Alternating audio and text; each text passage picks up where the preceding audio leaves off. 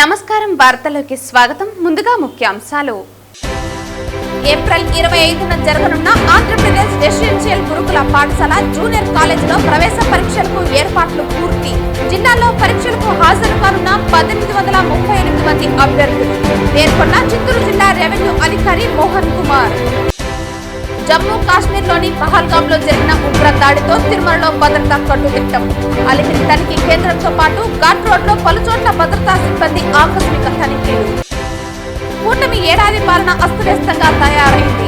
అవినీతి, అశ్రిత పక్షపాతం రాజ్యమేలుతున్నాయి. CPM senior నాయకులు, మాజీ పార్లమెంటు సభ్యులు పెనుమల్లి మధు ఆరోపణ. వార్తల్లోని వివరాలు. చిత్తూరు జిల్లాలో ఏప్రిల్ 25న జరగనున్న ఆంధ్రప్రదేశ్ రెసిడెన్షియల్ గురుకుల పాఠశాల జూనియర్ కాలేజీలో ప్రత్యేక ప్రవేశ పరీక్షలకు ఏర్పాట్లు పూర్తి చేయడం జరిగిందని చిత్తూరు జిల్లా రెవెన్యూ అధికారి మోహన్ కుమార్ పేర్కొన్నారు. గురువారం జిల్లా సచివాలయంలోని డిఆర్ఓ చాంబర్ నందు ఆంధ్రప్రదేశ్ రెసిడెన్షియల్ గురుకుల పాఠశాల జూనియర్ కాలేజీలో ప్రవేశ పరీక్షల నిర్వహణ ఏర్పాట్లపై విద్యాశాఖ అధికారులతో డిఆర్ఓ సమీక్ష నిర్వహించారు. ఈ సందర్భంగా డిఆర్ఓ మాట్లాడుతూ ఏప్రిల్ 25న ఆంధ్రప్రదేశ్ రెసిడెన్షియల్ గురుకుల పాఠశాల జూనియర్ కాలేజీలో ప్రవేశ పరీక్షలు నిర్వహించనున్న నేపథ్యంలో జిల్లాలో పరీక్షా కేంద్రాల వద్ద ఏర్పాట్లు పూర్తి చేశామని తెలిపారు.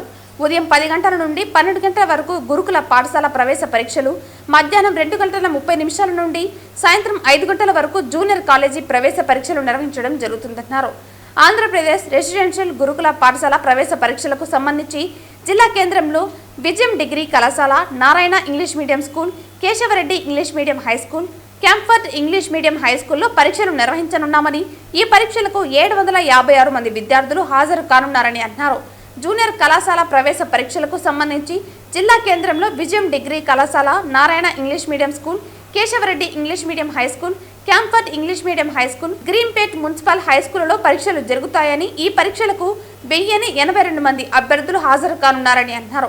పరీక్షలు నిర్వహించడానికి అవసరమైన చీఫ్ సూపరింటెండెంట్లు, రూట్ ఆఫీసర్లు, అసిస్టెంట్ సూపరింటెండెంట్లు, డిస్ట్రిక్ట్ కోఆర్డినేటర్లను నియమించడం జరిగిందన్నారు. పరీక్షా కేంద్రాలలో తాగునీరు, ఓఆర్ఎస్ ప్యాకెట్లు, ప్రథమ చికిత్స ఏర్పాట్లు, పోలీసు బందోబస్తు తదితర ఏర్పాట్లు చేయడం జరిగిందన్నారు. పరీక్షా సమయంలో పరీక్షా కేంద్రాల పరిసర ప్రాంతాలను జిరాక్స్ షాపులు మూసివేయడం జరుగుతుందన్నారు. ఈ సమావేశానికి డిఈఓ వరలక్ష్మి, జిల్లా కాలేజ్ ఆర్డినేటర్ భార్గవి, సంబంధిత అధికారులు తదితరులు పాల్గొన్నారు. అలాగే స్ట్రిక్ట్ గా కండక్ట్ చేయాల్సిన అంశాలు మనకి ఎప్పుడు ఉన్నాయి. ఆల్రెడీ 10th క్లాస్ ఎగ్జామినేషన్ ఉన్నాయి. కండక్ట్ ఆఫ్ ఎగ్జామినేషన్ స్టేట్లో ఎవరో నిర్వహించిన విధంగా మనం ఫలితాల్లో ఏ స్థాయిలో ఉన్నామో పక్కన పెడదాం, కానీ కండక్ట్ ఆఫ్ ఎగ్జామినేషన్ అనేది ఇంపార్టెంట్. సో దాన్ని ఎంత పారదర్శకంగా ప్రామాణికంగా చేసామనేది నా దృష్టిలో ఇంపార్టెంట్. పిల్లలు పర్సంటేజ్ రావడం పడిపోయిందని పేపర్లో 2 పక్కల రాస్తూ ఉంటారు. ఎగ్జామినేషన్ రాసినప్పుడేమో అక్కడ కాపీలు అయినాయి, లీక్ అయిన కాపీలు గుర్తు చేశారు, వాళ్ళంతా ప్రమాణాలు సరిగా లేవు, ఊరికి పాస్ అవుతున్నారు, అప్పుడు రాస్తారు. ఇప్పుడు ఇంకో రకంగా రాస్తారు. ఎవరు అన్వయించుకునే దాన్ని బట్టి దానికి ఉంటుంది.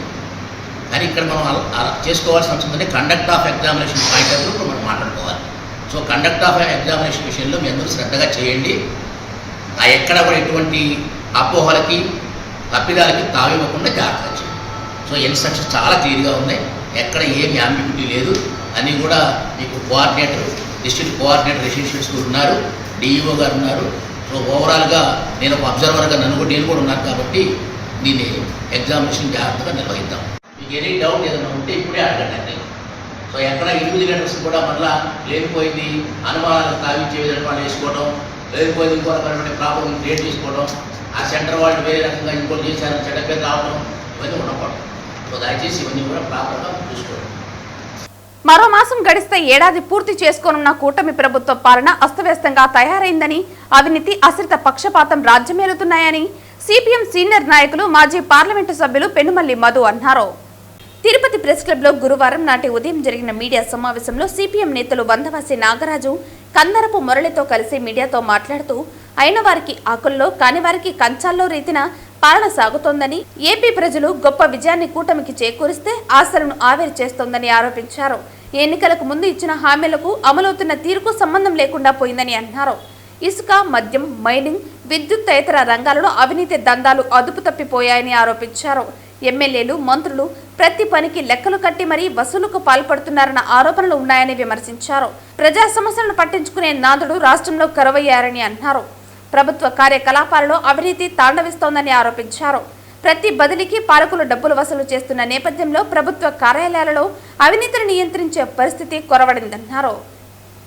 నిన్న వక్ఫ్ చట్టం చేసింది కేంద్రంలో ప్రభుత్వం. ఆ వక్ఫ్ చట్టంలో ఇప్పటిదాకా అది ముస్లింలకు సంబంధించిన ఆస్తులకు సంబంధించిన చట్టం. అది ఇప్పటిదాకా కేవలం ముస్లింలకు మాత్రమే అవకాశం. దాంట్లో హిందువుల్ని గణనీయంగా ఆ కమిటీలన్నింటిలో కూడా పెడతామని చెప్పి ప్రభుత్వం ప్రకటించింది. ఆ కేంద్ర ప్రభుత్వం యొక్క వక్ఫ్ చట్టాన్ని బలపరిచిన చంద్రబాబు అక్కడేమో ముస్లింల దాంట్లో హిందువులు పెట్టేదానికి కేంద్ర ప్రభుత్వం పూనుకుంటుంది. ఇక్కడేమో మన వెంకటేశ్వర స్వామి దగ్గర ఇప్పటి నుంచో బీబీ నాంచారమ్మ, వెంకటేశ్వర స్వామి ఇలాంటి ఎంతో స్నేహభావంతో ఇక్కడ సేవలు అందిస్తున్నటువంటి 4th క్లాస్ ఎంప్లాయీస్లో ఎక్కడైనా పేరును బట్టి ఆయన ముస్లిం అంటేనో క్రిస్టియన్ అంటేనో వాళ్ళని తొలగించేదానికి చంద్రబాబు చర్యలు చేపట్టాడు. ప్రకటించాలి. ఇవాళ చంద్రబాబును మేము డిమాండ్ చేస్తున్నాం. ఇది మన లౌకిక రాజ్యాంగం.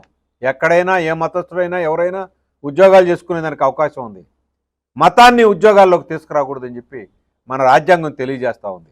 ఈ పరిస్థితుల్లో చంద్రబాబు ఈ రకంగా ప్రకటించడం ఏ రకంగానూ సమంజసం కాదని తీవ్రమైనటువంటి ఆందోళన ఈరోజు ఇతర సామాజిక తరగతుల్లో వ్యక్తం అవుతా ఉంది. మేము మనవి చేస్తున్నాం, ప్రజల యొక్క కొనుగోలు శక్తి పెద్ద ఎత్తున పడిపోయినటువంటి నేపథ్యంలో తెలుగుదేశం ప్రభుత్వం విద్యుత్ రంగంలో అనుసరిస్తున్నటువంటి విధానాలు పెద్ద ఎత్తున పోయిన నెలలో 100% విద్యుత్ బిల్లులు పెరిగినాయి.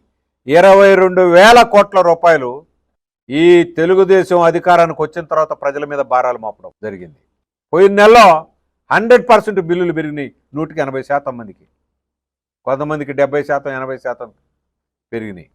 విద్యుత్ రంగాన్ని ఒక రకంగా అదాని చేతిలో పెట్టేసింది ప్రభుత్వం. సెకీతో అదాని ఒప్పందం చేసుకుంటే ఆ సెకీతో జగన్మోహన్ రెడ్డి ఒప్పందం చేసుకున్నాడు. 150,000 కోట్ల రూపాయలు అదనంగా భారం అవుతుంది అని చెప్పేసి దాని మీద అంచనాలు వచ్చినాయి. అమెరికాలో అదేమిటి ఆ సంస్థ, మన అమెరికాలో ఒక సంస్థ ఈ కుంభకోణాన్ని బయటపెట్టింది. ఏది, అమెరికాలో జగన్మోహన్ రెడ్డికి 1,700 కోట్ల రూపాయలు లంచం ఇచ్చాడు అదని చెప్పి అమెరికాలో ఉన్నటువంటి సంస్థ బయటపెట్టింది. హిడెన్బర్గ్ సంస్థ బయట పెడితే దాని మీద విచారణ జరపాలని చెప్పేసి కోరాడు చంద్రబాబు. వైట్ పేపర్ ప్రకటించాడు చంద్రబాబు. 150,000 కోట్ల రూపాయలు ఉట్రవడంగా దోచుకుంటున్నారని చెప్పేసి చెప్పాడు చంద్రబాబు. వాళ్ళ మంత్రి, ప్రస్తుతం ఆర్థిక శాఖ మంత్రి పయ్యావుల కేసు కోర్టుకు వెళ్ళాడు. మేము అధికారానికి వస్తే దీన్ని మారుస్తామన్నారు. ఇప్పుడు అధికారానికి వచ్చి అదే జగన్మోహన్ రెడ్డి ఏ ఒప్పందం అయితే చేసుకున్నాడో ఆ ఒప్పందాన్ని ఈరోజు చంద్రబాబు కొనసాగిస్తున్నాడు. చంద్రబాబు అనుసరిస్తున్నటువంటి విధానాలు విద్యుత్ రంగంలో పెద్ద ఎత్తున ప్రజల మీద భారాలు మోపుతున్నాయి. ఎవరికి చెప్పా పెట్టకుండానే అదాని మన రాష్ట్రంలో స్మార్ట్ మీటర్లు ఆఖరికి ప్రభుత్వం యొక్క ఆమోదం, రెగ్యులేటరీ కమిషన్ యొక్క ఆమోదం లేకుండానే ఈ స్మార్ట్ మీటర్లో అమలు జరిపేటువంటి కార్యక్రమానికి పూనుకున్నారు. అందువల్ల తెలుగుదేశం ప్రభుత్వం, కూటమి ప్రభుత్వం, 3 పార్టీల యొక్క కూటమి ప్రభుత్వం ఈ విద్యుత్ రంగాన్ని ప్రజల మీద పెద్ద ఎత్తున భారాలు వేసేటువంటిది గాను, అధికారానికి రాకముందు ఒక మాట, అధికారానికి వచ్చిన తర్వాత మరో మాట చెప్పేది గాను, పూర్తిగా డబుల్ స్టాండర్డ్స్ ఈ కూటమి ప్రభుత్వం అనుసరిస్తూ ఉంది. ఈ కూటమి ప్రభుత్వం అనుసరించేటువంటి విధానాల మీద ఈ విధానాలు వెంటనే ఉపసంహరించుకోవాలి. అలా కాకపోతే త్వరలోనే తిరగబడేటువంటి పరిస్థితులు ఉన్నాయి. మేము అందరితో మాట్లాడి అందరినీ సంప్రదింపులు జరిపి పెద్ద ఎత్తున విద్యుత్ రంగంలో జరుగుతున్నటువంటి కుంభకోణాలకు వ్యతిరేకంగా పెద్ద ప్రతిఘటన పోరాటం ప్రారంభిస్తామని చెప్పి ప్రభుత్వానికి మేము హెచ్చరిక చేస్తున్నాం. జమ్మూ కాశ్మీర్లోని పహల్గాంలో జరిగిన ఉగ్రదాడితో తిరుమలలో భద్రతను కట్టుదిట్టం చేశారు. అలిపిరి తనిఖీ కేంద్రంతో పాటు ఘాట్ రోడ్లో పలుచోట్ల భద్రతా సిబ్బంది ఆకస్మిక తనిఖీలు నిర్వహిస్తున్నారు. అలిపిరి తనిఖీ కేంద్రంతో పాటు ఘాట్ రోడ్లో పలుచోట్ల భద్రతా సిబ్బంది ఆకస్మిక తనిఖీలు నిర్వహిస్తున్నారు. ఆర్టీసీ బస్సులతో పాటు ప్రైవేటు వాహనాలను, అందులోని లగేజీలను తనిఖీ చేస్తున్నారు. ఉగ్రముప్పు పొంచి ఉందన్న నిఘా వర్గాల హెచ్చరికలతో సోదాలు ముమ్మరం చేశారు. పహల్గాం దాడి నేపథ్యంలో తిరుమలలో భద్రతా సిబ్బంది అప్రమత్తమయ్యారు. ముష్కరులు దాడులకు పాల్పడే అవకాశం ఉందని కేంద్ర ఇంటెలిజెన్స్ హెచ్చరిక చేసిన నేపథ్యంలో తిరుమలకు వస్తున్న భక్తులను అందరినీ కూడా భద్రతా సిబ్బంది తనిఖీ చేస్తోంది. అలిపిరి వద్ద నుంచే భద్రతను కట్టుదిట్టం చేశారు. ప్రతి వాహనాన్ని క్షుణ్ణంగా తనిఖీ చేయడంతో పాటు భక్తులను కూడా సెర్చ్ చేసిన తర్వాతే తిరుమలకు అనుమతిస్తున్నారు. మరోవైపు తిరుమల ఘాట్ రోడ్డు తిరుమలలో కూడా టీటీడీ విజిలెన్స్ సిబ్బంది పలుచోట్ల సోదాలు చేపడుతున్నారు. భక్తుల వాహనాలను క్షుణ్ణంగా తనిఖీ చేస్తూ అందులో ఏదన్నా అనుమానంగా వస్తువులు కనిపిస్తే భక్తులను విచారించిన తర్వాతే వారిని విడిచిపెడుతున్న పరిస్థితి ఉంది. అటు తిరుమలలో కూడా గట్టి భద్రతను ఏర్పాటు చేశారు. తిరుమల శ్రీవారి ఆలయం వద్ద కూడా భద్రతను పెంచడంతో పాటు అక్కడ ఆక్టోపస్ సిబ్బందితో పహారా కాసేలా ఏర్పాట్లు చేశారు. పహల్గాంలో జరిగిన దాడి నేపథ్యంలో తిరుమల మొత్తం కూడా హై అలర్ట్ జారీ చేశారు. తిరుమలకు వచ్చే భక్తులను తనిఖీ చేస్తూ ఎక్కడ ఎలాంటి అవాంఛనీయ సంఘటనలు జరగకుండా భద్రతను కట్టుదిట్టం చేశారు.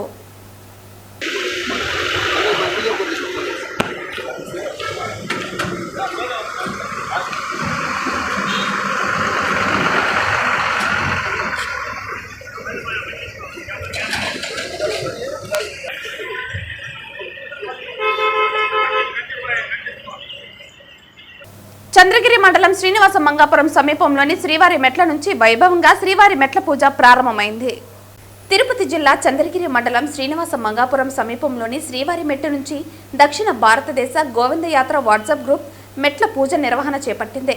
శ్రీకాకుళంకు చెందిన మహంతి శ్రీనివాసరావు వాట్సాప్ మెసేజ్తో ఆంధ్ర, తెలంగాణ, తమిళనాడు, కర్ణాటక, ఒరిస్సా, మహారాష్ట్ర నుంచి వందలాదిగా శ్రీవారి భక్తులు తరలివచ్చారు. గోవిందనామ స్మరణతో శ్రీవారి మెట్టు మార్గం మారుమోగింది. 7 మందితో ప్రారంభమైన శ్రీవారి మెట్ల పూజ నేటికి 1024 మందికి చేరిందని మహంతి శ్రీనివాసరావు తెలిపారు. 6 సంవత్సరాల నుంచి 485 సార్లు పాదయాత్రగా శ్రీవారిని దర్శించుకున్నట్లు శ్రీనివాసరావు తెలిపారు. 1400 కిలోల పసుపు, 700 కిలోల కుంకుమతో శ్రీవారి మెట్లకు పూజ చేయనున్నట్లు నిర్వాహకులు తెలిపారు. ఒకే ఒక వాట్సాప్ మెసేజ్తో భక్తులు తరలివచ్చినట్లు శ్రీనివాసరావు పేర్కొన్నారు. 6 నెలల నుంచి స్వామివారి పాదయాత్రకు ప్రణాళిక రచించినట్లు నిర్వాహకులు తెలిపారు. 6 నెలల పసికందు నుంచి 75 సంవత్సరాల వృద్ధుల వరకు గోవింద పాదయాత్ర నిర్వహణ చేస్తున్నట్లు ప్రకటించారు. సనాతన ధర్మ పరిరక్షణకు శ్రీ వెంకటేశ్వర స్వామివారి మహత్య ప్రచారంలో భాగంగా ఈ మెట్ల పూజ నిర్వహిస్తున్నామని అన్నారు. ఓం నమో వెంకటేశాయ. శ్రీవారి అనుగ్రహంతో దక్షిణ భారతదేశ గోవింద వాట్సాప్ పాదయాత్ర బృందం ఆధ్వర్యంలో ఈరోజు మహాపర్వదినము ఏకాదశి సందర్భంగా సర్వే జనాం సుఖినో భవంతు అనే దివ్య సంకల్పంతో దక్షిణ భారతదేశంలో భక్తులు అందరూ కలిసి 1024 మంది భక్తులు పసుపు వస్త్రము మరియు తిరునామంతో ప్రతి భక్తుడు 2 కిలోలు పసుపు, 1 కిలో కుంకుమ, మొత్తంగా 1400 కిలోలు పసుపు కుంకుమతో మెట్టు మెట్టుకు గోవిందా గోవిందా గోవిందా అని చెప్పుకుంటూ స్వామివారి దగ్గరికి చేరి దివ్య దర్శనం కోసం ఎంతో ఆతృతతో ఉన్నారు. ఈ కార్యక్రమంలో 4 నెలల భక్తురాల నుంచి 79 సంవత్సరముల వయస్సు కలిగిన భక్తులు ఎంతో మంది పాల్గొంటున్నారు. సర్వే జనాం సుఖినో భవంతు. ఆధ్యాత్మిక నగరమైన తిరుపతిలో అతివలు మెచ్చే అందమైన డిజైన్లతో కూడిన బంగారు నగల షాపు సిఎంఆర్ ను గురువారం ప్రముఖ తెలుగు సినీ నటి మీనాక్షి చౌదరి ముఖ్య అతిథిగా హాజరై ప్రారంభించారు. ఈ సందర్భంగా మీనాక్షి సత్య చౌదరి మీడియాతో మాట్లాడుతూ సీఎంఆర్ బంగారు నగల షాపుకు తాను బ్రాండ్ అంబాసిడర్ గా ఉన్నందుకు చాలా సంతోషంగా ఉందన్నారు. అలాగే సీఎంఆర్ కుటుంబానికి కూడా చాలా దగ్గరగా ఉన్నారని తెలిపారు. ఇటీవల 2 కొత్త తెలుగు చిత్రాలకు పనిచేస్తున్నానని, వాటిలో నాగ చైతన్య హీరోగా 1, నవీన్ పోలిశెట్టి హీరోగా మరో తెలుగు చిత్రంలో నటిస్తున్నానని తెలిపారు. భవిష్యత్తులో మంచి కుటుంబ తరహా చిత్రాలలో నటించనున్నట్లు ఆమె పేర్కొన్నారు. సీఎంఆర్లో మహిళలు ఇష్టపడే సరికొత్త డిజైన్లతో ఆభరణాలు ఉన్నాయని మెచ్చుకున్నారు. ఈ మీడియా సమావేశంలో సీఎంఆర్ అధినేతలు మావూరి వెంకటరమణ, పద్మావతి, మోహన్ బాలాజీ, హేమ, వెంకట్రావు తదితరులు పాల్గొన్నారు.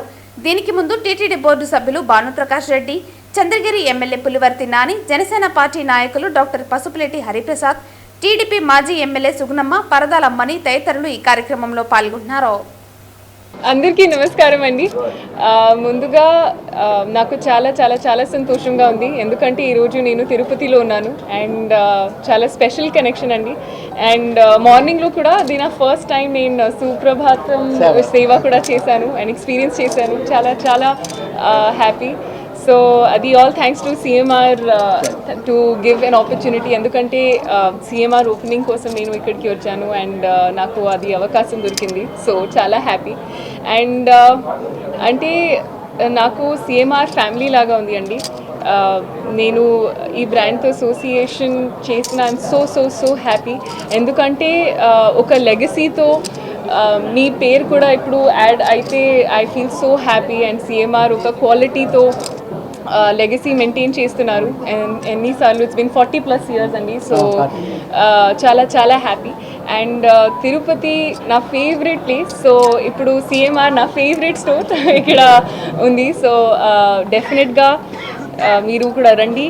అండ్ ఎంత బాగా ఆప్షన్స్ ఉన్నారు ఇక్కడ. అండ్ వెరైటీస్ కానీ యూనో క్వాలిటీ కూడా అండ్ రేంజ్తో చాలా వైడ్ వెరైటీ అండ్ రేంజ్ ఉంది. సో ఎకనామికల్తో కూడా యుల్ గెట్ మ్యాక్సిమం రేట్స్ కూడా. సో ఐ థింక్ ఏదైనా వాట్ ఎవర్ ఫెస్టివల్ అంటే you'll have something here. So డెఫినెట్గా చూడండి. అండ్ చాలా చాలా హ్యాపీ రోజు to be able to see అందరూ ఇక్కడ. I'm so happy. అండ్ అంతే అండి. Thank you. ఇప్పుడు నేను 2 సినిమాలు ఇప్పుడు షూటింగ్ జరుగుతుంది. ఒకటి నాగ చైతన్య గారుతో and second one is Naveen Polishetty garu. So 2 scripts చాలా exciting and completely different. And అంటే నా క్యారెక్టర్ కూడా చాలా చాలా ఎక్సైటింగ్గా ఉన్నారు. So I'm so happy. And hopefully ఈ ఇయర్ లేదంటే నెక్స్ట్ ఇయర్ ఎప్పుడైనా రిలీజ్ ఐ డోంట్ నో, కానీ డెఫినెట్గా ఆడియన్సెస్కి నచ్చుతుంది. So I'm very excited. Karnataka రాష్ట్ర హజ్ కమిటీ చైర్మన్ మాజీ జనాబ్ జుల్ఫికర్ అహ్మద్ ఖాన్ని మరియు ఎమ్మెల్సీ జబ్బార్ మరియు కర్ణాటక హజ్ కమిటీ మెంబర్ ముసాహిద్ని రాయలసీమ మత పెద్దలు మరియు హజ్ కమిటీ రాష్ట్ర సభ్యులు పఠాన్ ఖాదర్ ఖాన్ మరియు సామాజికవేత్త తెలుగుదేశం పార్టీ యువ నాయకులు సయ్యద్ సుహేల్ బాషా ఆధ్వర్యంలో ఆయనను మర్యాదపూర్వకంగా కలవడం జరిగింది. గౌరవ కర్ణాటక రాష్ట్ర హజ్ కమిటీ చైర్మన్ హజీ జనాబ్ జుల్ఫికర్ అహ్మద్ ఖాన్తో మరియు ఎమ్మెల్సీ జబ్బార్ మరియు కర్ణాటక హజ్ కమిటీ మెంబర్ ముజాహిద్, రాయలసీమ మత పెద్దలు మరియు హజ్ కమిటీ రాష్ట్ర సభ్యులు పఠాన్ ఖాదర్ ఖాన్ మరియు సామాజికవేత్త తెలుగుదేశం పార్టీ యువ నాయకులు సయ్యద్ సుహేల్ బాషా ఆధ్వర్యంలో ఆయనని మర్యాదపూర్వకంగా కలవడం జరిగింది. అదేవిధంగా త్వరలో పవిత్ర హజ్ యాత్రకు ఆంధ్రప్రదేశ్ నుంచి వెళ్లే 1630 మంది హజ్ యాత్రికులకు, అదేవిధంగా కర్ణాటక నుండి వెళ్లే వాళ్లకు సదుపాయాలు సౌకర్యాలు ఇతర ఏ ఇబ్బందులు లేకుండా రాయలసీమ జిల్లాల నుండి హజ్ యాత్రికులు కర్ణాటక నుండి వెళ్లే ప్రతి యాత్రికులకు ప్రత్యేక సదుపాయాలు కల్పిస్తామని హామీ ఇవ్వడం జరిగింది. ఈ కార్యక్రమంలో పుంగునూరు సామాజికవేత్త యువ నాయకులు సోహెల్ బాషా, రాష్ట్ర మైనారిటీ నాయకులు సద్దాం హుస్సేన్ సర్గాజీ, ఏజాజ్ అహ్మద్ హాజీ, అప్సర బాషా మరియు అబ్దుల్ తదితరులు పాల్గొన్నారు.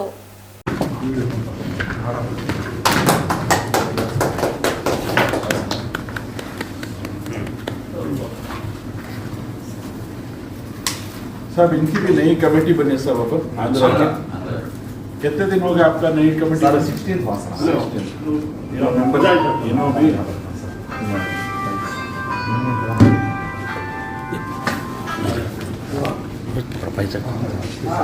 వార్తలు ముగించే ముందు ముఖ్యాంశాలు మరోసారి. ఏప్రిల్ 25న జరగనున్న ఆంధ్రప్రదేశ్ రెసిడెన్షియల్ గురుకుల పాఠశాల జూనియర్ కాలేజీలో ప్రవేశ పరీక్షలకు ఏర్పాట్లు పూర్తి. జిల్లాలో పరీక్షలకు హాజరు కానున్న 1838 మంది అభ్యర్థులు పేర్కొన్న చిత్తూరు జిల్లా రెవెన్యూ అధికారి మోహన్ కుమార్. జమ్మూ కాశ్మీర్లోని పహల్గాంలో జరిగిన ఉగ్ర దాడితో తిరుమలలో భద్రతా కట్టుదిట్టం. అలిపిరి తనిఖీ కేంద్రంతో పాటు ఘాట్ రోడ్లో పలుచోట్ల భద్రతా సిబ్బంది ఆకస్మిక తనిఖీలు. కూటమి ఏడాది పాలన అస్తవ్యస్తంగా తయారైంది. అవినీతి, అశ్రిత పక్షపాతం రాజ్యమేలుతున్నాయి. సిపిఎం సీనియర్ నాయకులు, మాజీ పార్లమెంటు సభ్యులు పెనుమల్లి మధు ఆరోపణ. ఈ వార్తలు ఇంతటితో సమాప్తం. తిరిగి వార్తల్లో మళ్ళీ కలుద్దాం. అంతవరకు సెలవు. నమస్కారం.